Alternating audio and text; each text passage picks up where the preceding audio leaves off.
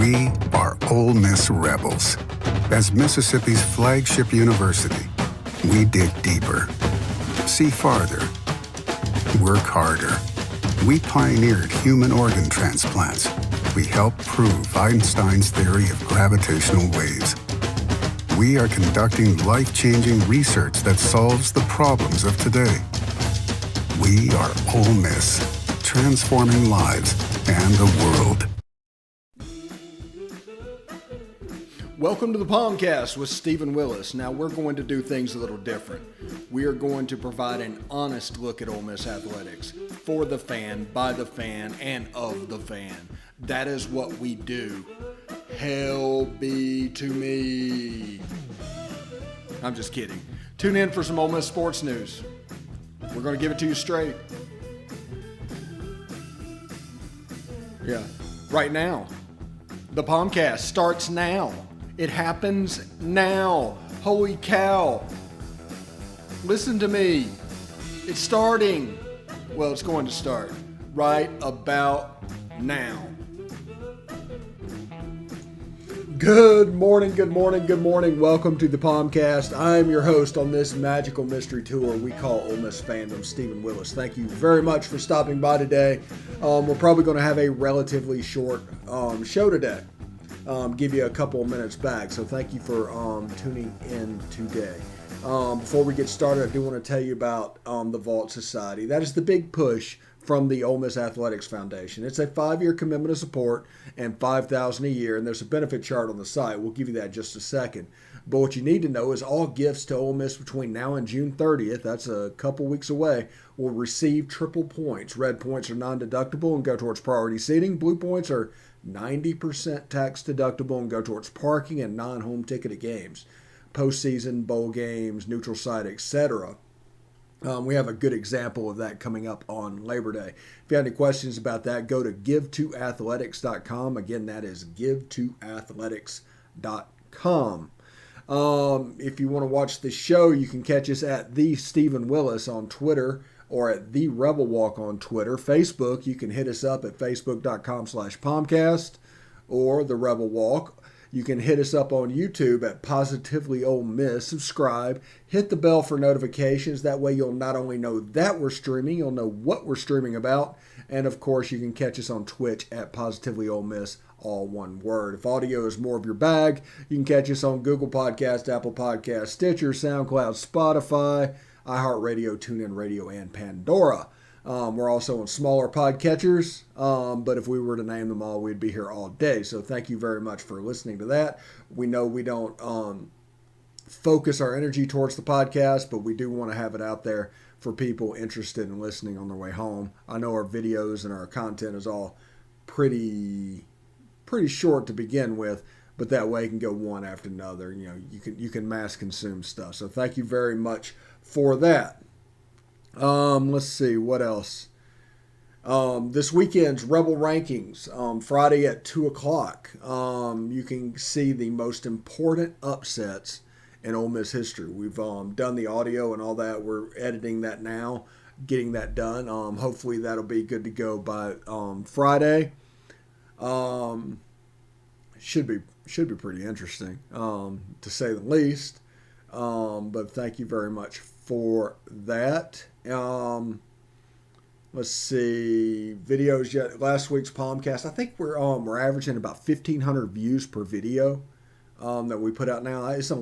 We've come a long way since averaging 30 back in February. But it's upwards near 1,500 views per video right now. I'm not saying it's going to stay there. I'm not saying that the Bianco stuff didn't push this. But it's a ludicrously high number. So thank you very much for tuning in. We'll keep pushing out decent content even in this list season as we've hit the off season in football and everybody's like scrambling to figure out what to talk. So that it's important. It's about, go back to the Jackson Massacre is not on there.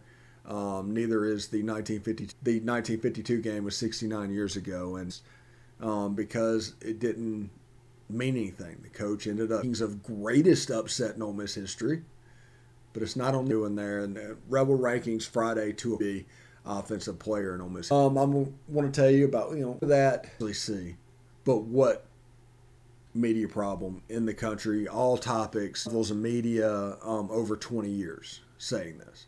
There's a major problem in media, and it all started a few years ago with people getting into the field to make a difference. And the fact that you didn't really understand the field enough to where you think you could make a difference doing this job means that you were going to editorialize down the road. It's not about what you cover, it's how you cover it and what you can force the end result to be. It's basically the person gets power through control of information. That's what I'm talking about. And that is what is going on, and the end result is what you've seen for the last year. And if you don't trust the media at the highest levels about super important things, why would you trust their reporting on sports writing? Why would you just willy-nilly believe what they're saying? They have the same thing. The same problems exist there that exist up at the Washington Post. Everything is subscriber-based. What they cover and how they cover it is based on what will earn them money. Money has gotten way too close to the assignment desk in journalism. And as such, you see this being drifted to what, well, this will charge. People call it quick clickbait or subscriber bait. But it's a real thing. They're going to cover it in a way that earns them money. Is this story a moneymaker? You will actually hear people talk about this story. We're not covering this because it's not a moneymaker. And this is the world we live in now. Now, some people will tell you, it's just a lazy thing to believe what they're saying, believe what they're doing. But the problem is now that used to, like 10, 15 years ago, they were right 40 to 50% of the time whenever they hit their sources. Now they're right under 20% of the time. They're below a Mendoza line hitter.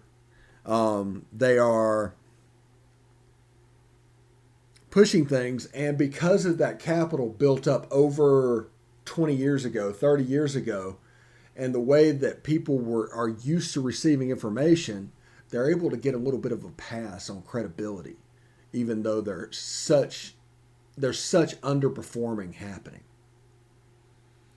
Now, this is what people need to understand. Like I said, I was in the media for 20 years. I know all about this stuff. I know about the behind the scenes. I've had all those conversations.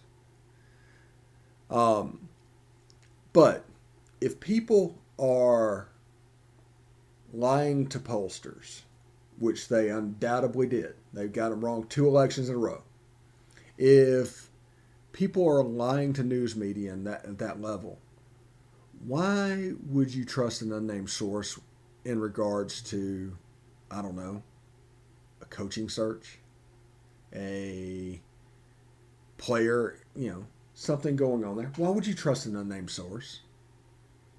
Why would you just willy-nilly believe it? Why wouldn't you have the critical thinking ability to say, well, okay, I heard this. Let me see if I hear it from somewhere else. And by somewhere else, I mean outside of the circle where the same source could be hitting all these sites, which is one problem we also have. There's one guy that hits one site, one guy hits another site, and they're all in. It's a very close circle.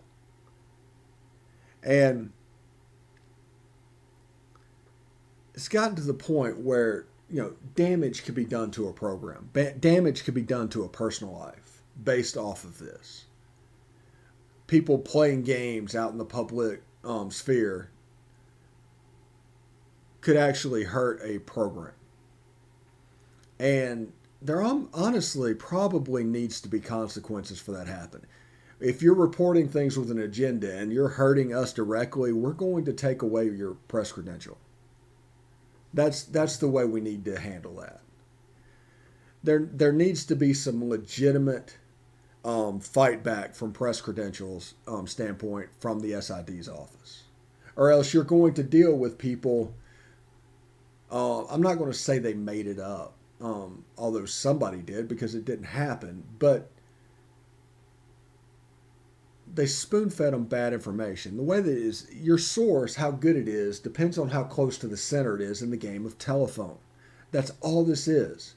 Somebody tells somebody else a little piece of information. If they're that first-hand call, that's an excellent source if you can get them on. If they're eighth, that's a problem because by then it's going to change 3 or 4 times.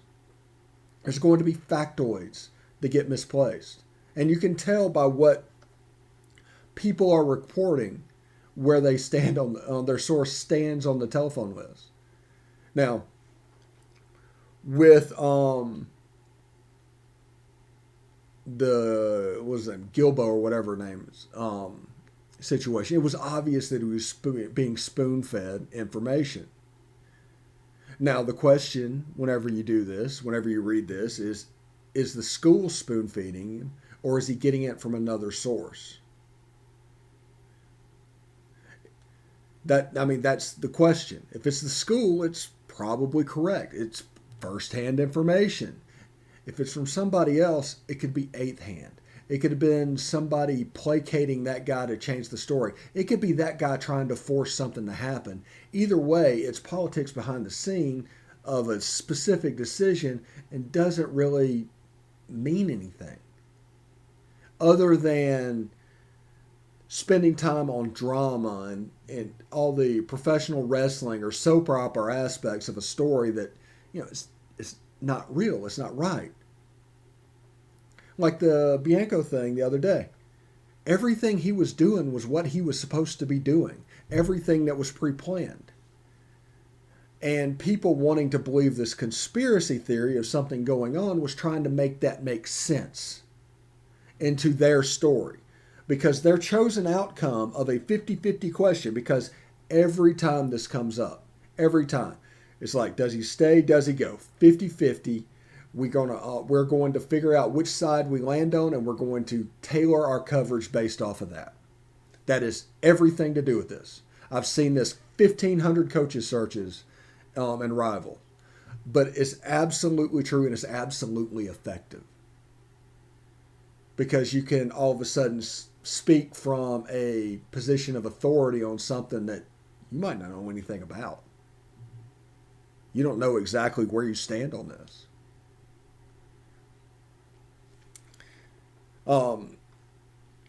I do have it on pretty good authority, whatever, listen to everything that's going on. I'm not going to report it here because I don't do the breaking stories game. I think that's silly. I think it's wasted effort. If you break something, you have it for 30 seconds, 60 seconds on Twitter, and that's about it. And that is not worth 7 or 8 hours worth of effort on. What's going to happen is going to happen. But I have it on pretty good authority. I've got sources down there, and I've got sources in Oxford that it just didn't go down the way you think it did. And people jumping the gun on this is the reason it was able to be pushed forward. I mean, there's like 4 or 5 tweets, different tweets last week saying Mike Bianco interviewed. Who says? Why use that word? Why?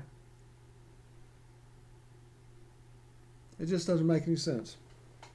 Anyway, we are going to talk about, we're going to take a short break. When we come back, we are going to talk about the defense in Louisville and all that. I kind of went off on a tangent a little bit there, completely unplanned. And we're going to talk a little bit about the defense and what Louisville is expecting and what Louisville is going to see.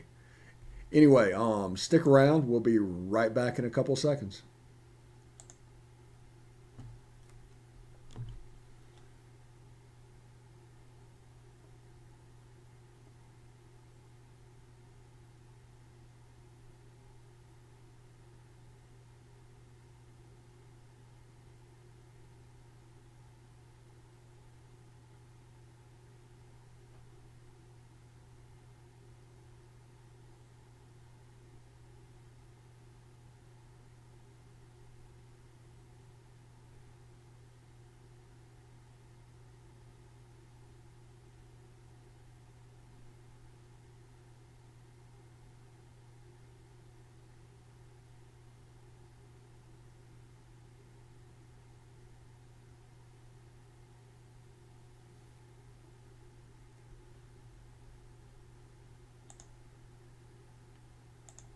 All right, welcome back to the POMcast. I do want to tell you about the Rebel Walk before we get started. Evelyn and her team do a fantastic job. They provide a subscriber level experience for no money.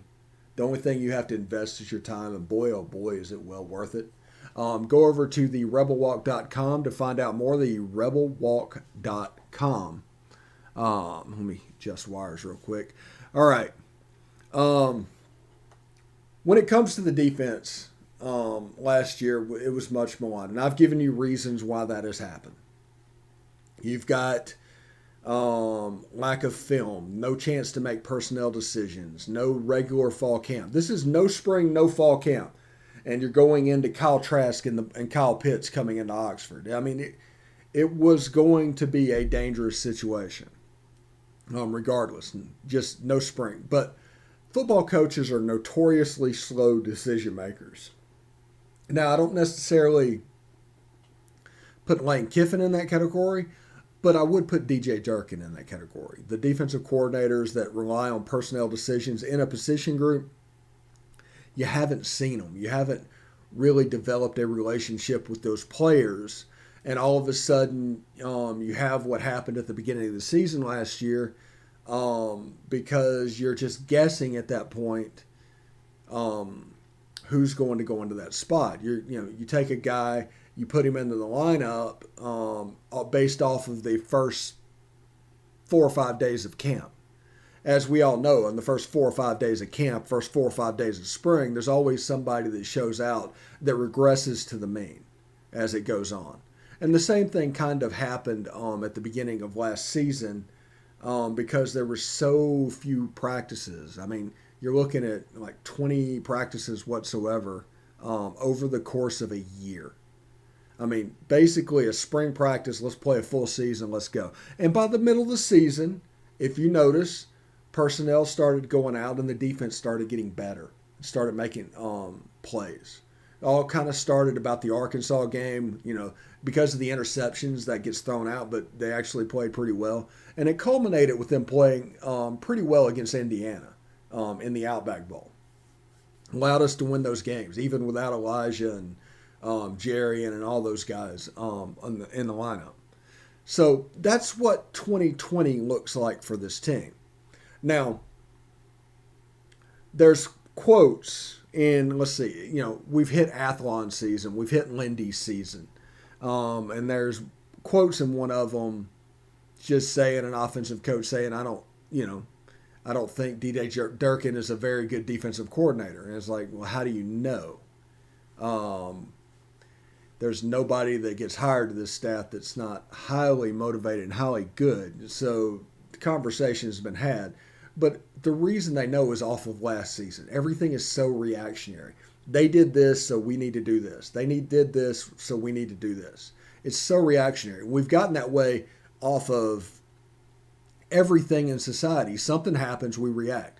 There's not so much a proactive anymore in society. So everything's reacting, so your opinions and judges are going to be coming off that reactive instinct that has been built into our society. Well, people don't take into account the roadblocks that we're facing. Really a new staff and what they had to go through. Because if you remember correctly, DJ Durkin and all those didn't get hired until fairly late. Lane was fairly methodical in the hiring of football coaches when he first got here. So they were new. There were people that just didn't know each other. There's people that dealing with the coronavirus and everything. Once you need those personnel, you need that film. You need something like Mississippi State at least had a similar defense. Under Mike Leach that they had under Joe Moorhead. This one that we did 2 years ago, we did 4-3, four-man front with Wesley McGriff, or 3 years ago, I should say. 2 years ago, we were Mike McIntyre, old school 3-4. Last year, we were DJ Durkin, which was a little bit of a hybrid between the two. We do a lot of 3-4 stuff with 4-3 principles. We do a lot of blitzing and all the explosive. Now, they were also counting on Jacob Springer and Otis Reese to be eligible. Those eligibility things didn't turn up until the end of the year. Good news for us, there's not much film on them. Those are our best two defensive backfield players. There's not much film on them. I'm looking forward to seeing Jacob Springer play this year. And those two playing near the line of scrimmage with Sam Williams has a chance to be a fantastic game. And if we can force a double team at all on the defensive line, because either Isaiah Aton, Jamal Gordon, or Tawan Malone requires one, that's going to make their life a little bit easier. So it's all cascading and working together. Chance Campbell coming in the linebacker. This is like last year was about reconstruction of the defensive backs. That's what they saw. And those players didn't get eligible, but that didn't mean they were trying to reconstruct those. And they did that without film on the defense. They did it, I mean, a heck of a job recruiting to that. This signing day was about the defensive line and reconstructing them. You can see it's coming in.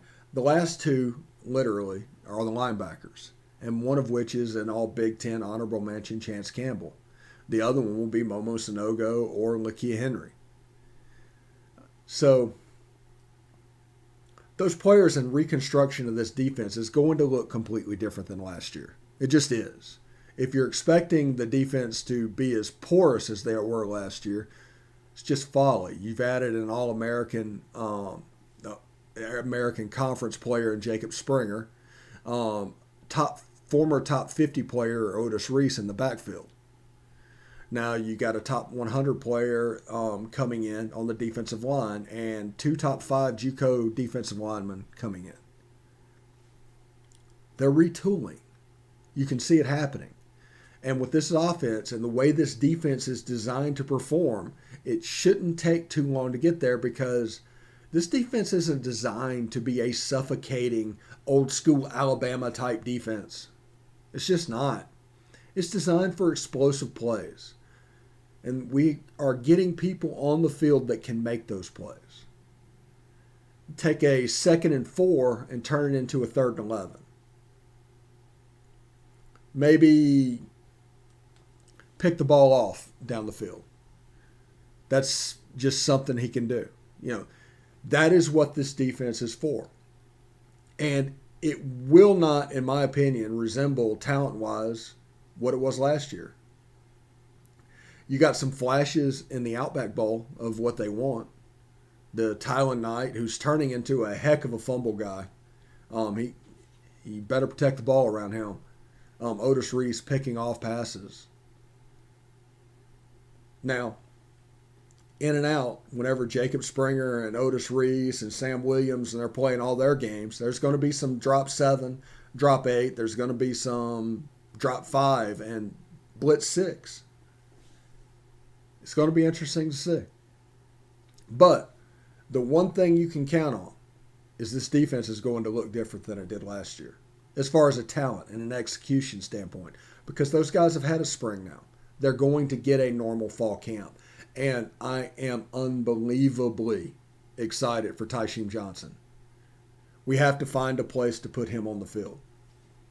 I don't know where that's going to be, but we need to get that guy on the field. The ball finds him.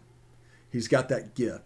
He's got honey badger-esque attributes. I'm not calling him the honey badger. I'm saying if he develops, he has a chance to get there. He's a super athlete. He really is. So it's going to be great. Tysheem Johnson and Tawan Malone, that's going to be our northeastern connection to this defense. I'm looking forward to that. But this defense is going to look different. In Louisville, they don't have Tutu Atwell. They don't have that running back. They have a quarterback that turned the ball over way too much last season. But Atwell, legit player, and would have been a matchup nightmare for inside linebackers. So it'll be interesting to see. There's people, that call Malik Cunningham, the quarterback at Louisville, kind of Lamar Jackson light. I don't think I see that. but he's a really good player. And I'm looking forward to seeing what Scott Satterfield puts on the field opposite of us. But our defense is going to be in a better place. I do expect probably their offense in that game to perform above average to what they do in the season. Because if we're going to be honest about this, it's going to take probably 2 weeks and 2 weeks worth of games for the defense to really find their footing. That's just my opinion on that.